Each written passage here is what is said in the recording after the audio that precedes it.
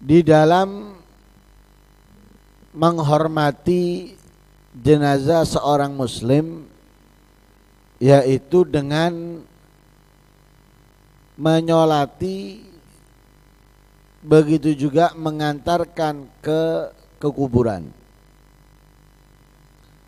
Dan di dalam menyolati dan mengantarkan ke kuburan itu memiliki pahala yang besar dan keistimewaan yang banyak. Di antaranya di dalam hadis yang sahih, Rasul sallallahu alaihi wasallam bersabda, "Man syayya'a janazata muslimin," barang siapa yang mengantarkan jenazahnya seorang muslim, atau siapa yang nyelawat atas jenazahnya seorang muslim, hatta yusalla alaiha, bukan hanya nyelawat tapi dia juga ikut serta menyolatinya, kana lahu qiratun minal ajri, maka dia akan mendapatkan satu qirat dari pahala. Kalau dia tidak hanya nyelawat, juga tidak hanya menyolati, akan tetapi ikut serta mengantarkan jenazah ke kuburan sampai dimakamkannya, kana lahu qiratani, maka dia mendapatkan 2 qirat. Lah qirat itu satu qiratnya besarnya seperti gunung Uhud. Satu qirat seperti gunung Uhud. Berarti kalau dia hanya nyelawat dan menyolati tanpa mengantarkan jenazah ke kuburan dan memakamkannya, maka dia mendapatkan pahala seperti gunung Uhud besarnya. Nah, kalau itu disodakohkan seperti gunung Uhud, apa yang dia sedekahkan. Kalau dia mengantarkan sampai ke kuburan dan memakamkannya, maka dia mendapatkan 2 qirat. Yang kedua,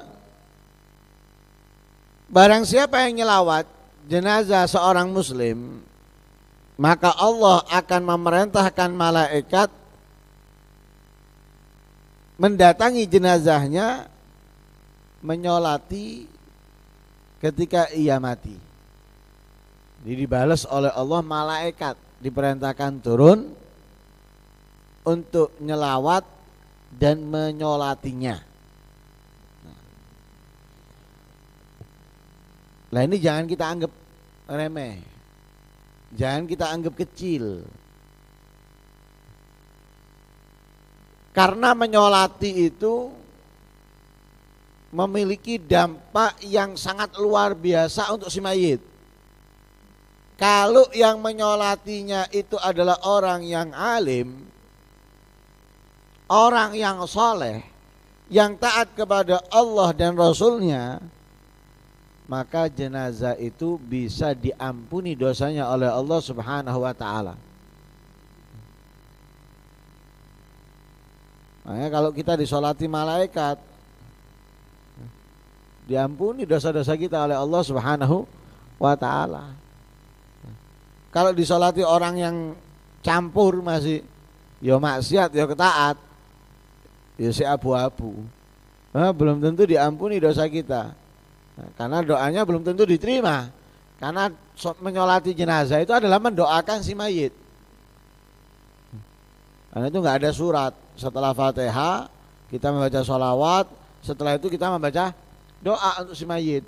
Lah kalau yang mendoakan ini masih belum tentu diterima doanya, maka ya belum tentu diampuni. Tapi kalau yang mendoakan tadi itu adalah orang yang taat kepada Allah dan Rasulnya, yang mengamalkan apa yang ada di dalam ayat Al-Quran ataupun hadisnya Nabi, lo doanya bisa diijabai. Kalau doanya diijabai, maka ampunan kita dapatkan, karena mendoakannya apa? Allahumma ufir lahu warhamhu wa'afihi wa'fu anhu. Lo mendoakan, ya Allah ampunilah dia, rahmati, maafkan atas kesalahannya, selamatkan daripada azabmu. Nah kalau yang mendoakan itu tadi orang yang istimewa, loh, Ini yang mendoakan kita malaikat.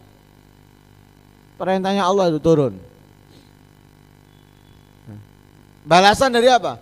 Balasan dari apa yang ia lakukan. Kapan? Ketika ada jenazah seorang muslim, ia nyelawat, ia menyolati. Akan tetapi yang umum, yang harus dirubah, wajib dirubah. Orang sekarang itu lebih memuliakan, lebih mengutamakan tahlilan daripada nyembayangi. Tahlilan diutamakan,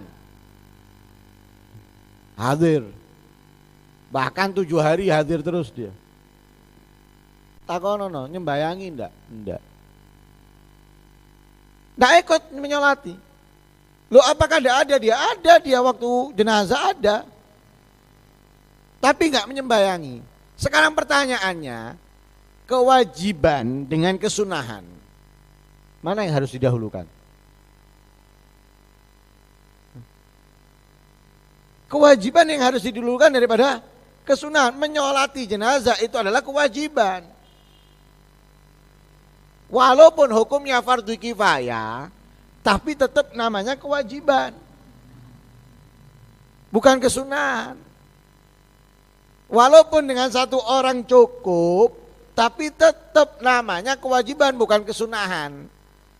Harus lebih didahulukan daripada yang sunnah. Yang terjadi kan enggak, nyelawat teko, tapi enggak nyembayangi. Ngenteni ana njobo. Pakaiannya pun apa adanya. Misalnya dari pasar ya nanti ganti. Pokoknya ngetok rai, ambil keluarga si mayit. Nggak enak tonggo. Jadi apakan dengan apa adanya. Nang kuburan juga seperti itu. Malah di jalan dia bukan merenung, bukan berpikir, bukan mengambil pelajaran, cerita-cerita guyung-guyung. Sudah pakaiannya nggak pantas, nggak melu nyembayangi.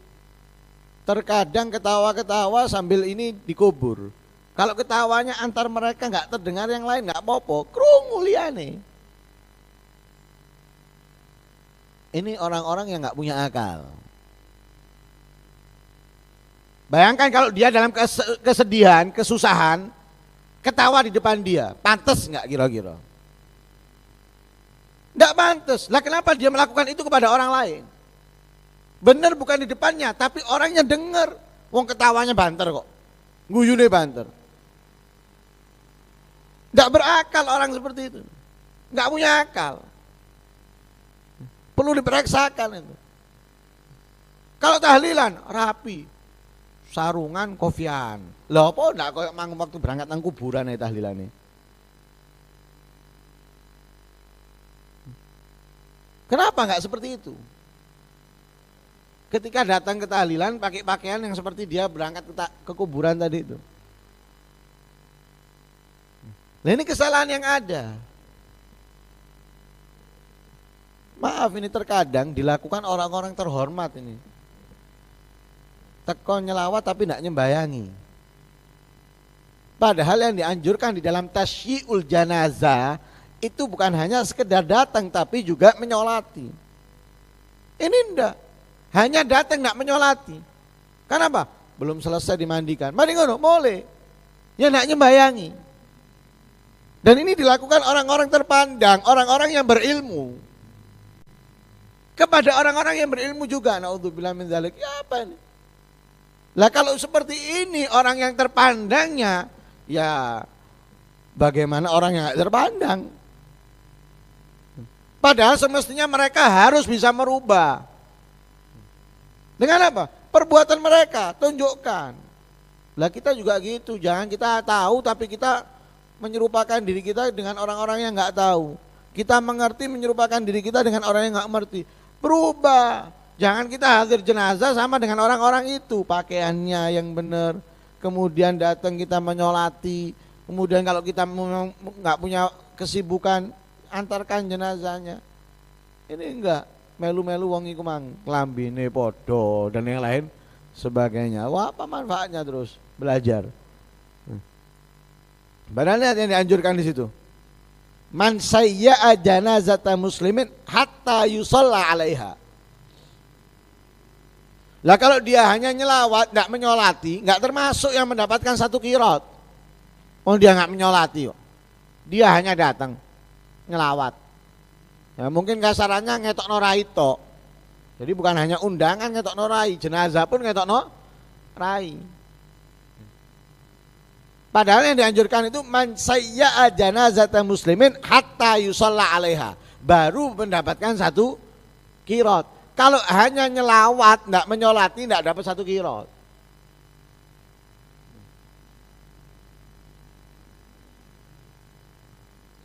Nah ini itu termasuk syaratnya. Ini kadang Ustaz nyembayangi, ngubur itu pun enggak niat ngubur.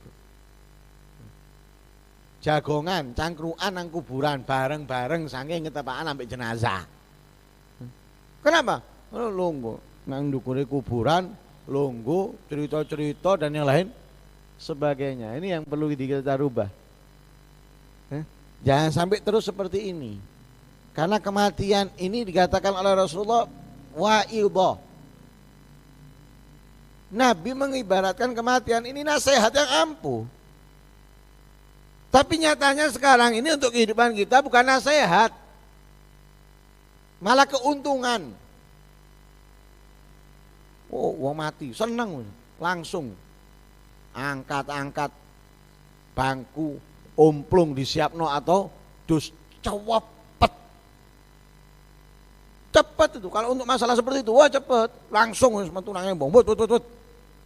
Oh, di mana ada peluang, wut, mari. Loh ini untuk keluarga si mayit, oke keluarga si mayit kabeh ta. Anda sebagian diambil untuk mereka. Iya kalau digunakan manfaat terkadang untuk beli minuman keras, untuk mabuk. Ini orang yang ngasih itu loh.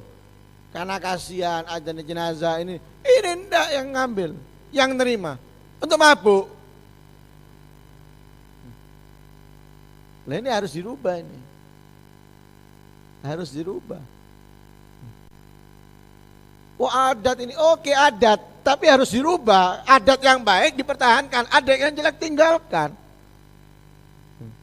Nah, karena itu sangat disayangkan. Sangat disayangkan. Entah dari mana kefahaman mereka, sehingga mereka itu lebih mengutamakan tahlilannya daripada menyolatinya. Ngomong gini nih kalau tersebar nanti beda lagi omong. Oh, itu ahli sunnah wanya nih. Oh, enggak gelem tahlilan, ndas semua.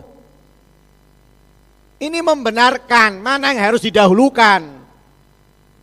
Orang mereka ini enggak ngerti bodoh, kemudian ngomong.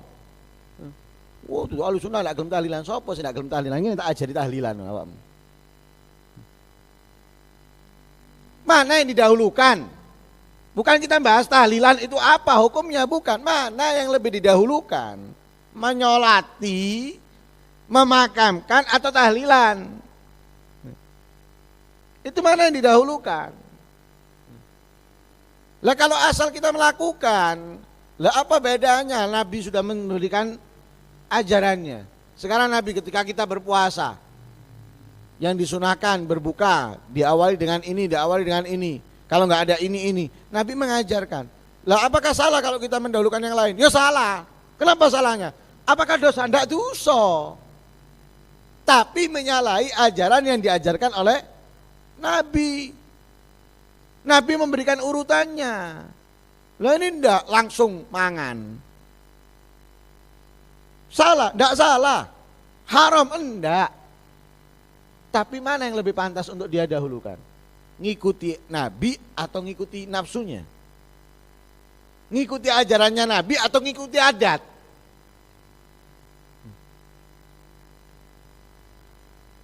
Itu yang harus kita dahulukan. Makanya kita harus punya pemahaman yang jernih. Jangan dikotori dengan iri, dengki, dendam dan yang lain sebagainya. Lihat apa yang disabdakan oleh Nabi ini, man syayya'a janazata muslimin hatta yusalla 'alaiha. Untuk ngetokno rai mari ngono mule. Wes. Sok sibuk. Paling berapa menit sih? Paling berapa jam? Setengah jam mungkin. Setengah jam. Wah ini sudah. Saya harus ke sana, harus ke sini. Aduh, koyok iku ndak iso ditunda blas. Entah ono sampai mari diadusi. Mari ngono sembahyang ono beres. Kamu nggak bisa memakamkan, fadhol. Yang penting kamu sudah mendapatkan yang satu. Jangan meninggalkan yang satu dan duanya. Yang penting kamu sudah mendapatkan yang satu. Ini ndak satu ditinggalkan, apa meneng yang kedua. Ini terjadi, bukan nggak terjadi. Nah ini harus kita rubah. Harus kita rubah. Karena itu kalau ada jenazah dari keluarga kita khususnya atau tetangga kita, jangan kita menyamakan diri kita dengan orang yang nggak ngerti. Harus kita samakan atau harus kita rubah dengan perbuatan kita, dengan sikap kita, baru nantinya kita mengajak orang. Ayo, sing tepak, sing bener koyok ngini, duduk koyok ngini. Jangan kita belum melakukan, belum mengerjakan wis ngandani wong, dijak gelut ae. Awakmu ndak tau kok ngono biasa, ndak ngono saiki ngene kon ngono. Nah, tunjukkan dulu. Tunjukkan dulu 1 kali, 2 kali, 3 kali jenazah, tunjukkan, baru kita mengajak orang untuk merubah menjadi lebih baik supaya jenazah itu benar-benar dimuliakan dan bisa menjadi renungan, nasihat yang ampuh buat orang-orang yang masih hidup. Mudah-mudahan kita bisa mengamalkan apa yang diajarkan oleh Rasul sallallahu alaihi wasallam. Mudah-mudahan kita bisa mendahulukan apa yang semestinya kita dahulukan, dan mudah-mudahan apa yang kita dapatkan manfaat dunia wa akhirat. Amin Allahumma amin. Wa sallallahu alaihi wasallam Muhammadin nabiyil ummi wa alihi wasallam. Alhamdulillahi rabbil alamin.